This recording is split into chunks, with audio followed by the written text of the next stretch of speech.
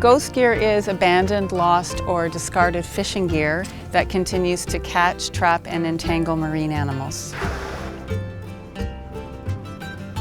Ghost fishing gear can kill indiscriminately all sorts of species, from things that live on the bottom like starfish to crustaceans like lobsters. Something that's really important to us here are the whales that can get entangled. It can injure them and it can eventually kill them. The last thing any fisherman wants to see is fishing gear entangled on a whale.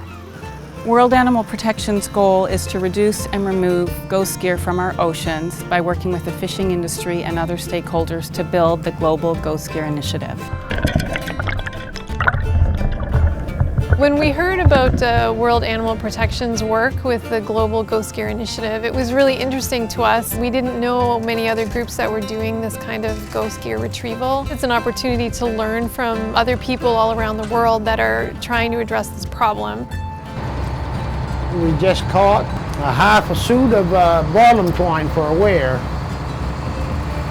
Probably 700 or 800 pound netting.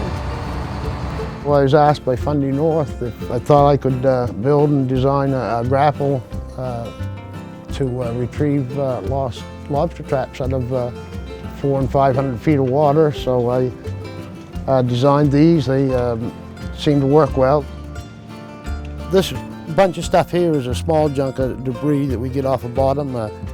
There's several different types of fishing gear. There's some trap rope, a piece of fish dragger net, a piece of weir twine, some heads out of a lobster trap, some lost hooks and plastic line for hand lining.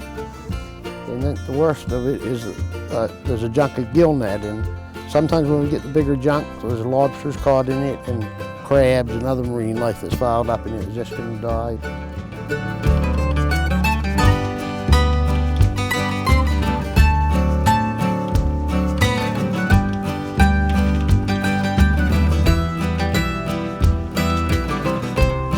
Fundy North's work retrieving ghost gear is a fantastic example of how to address the ghost gear problem. They're not only retrieving gear that's been there for many years, but they're working on ways to help mitigate and prevent ghost gear from ending up in our oceans.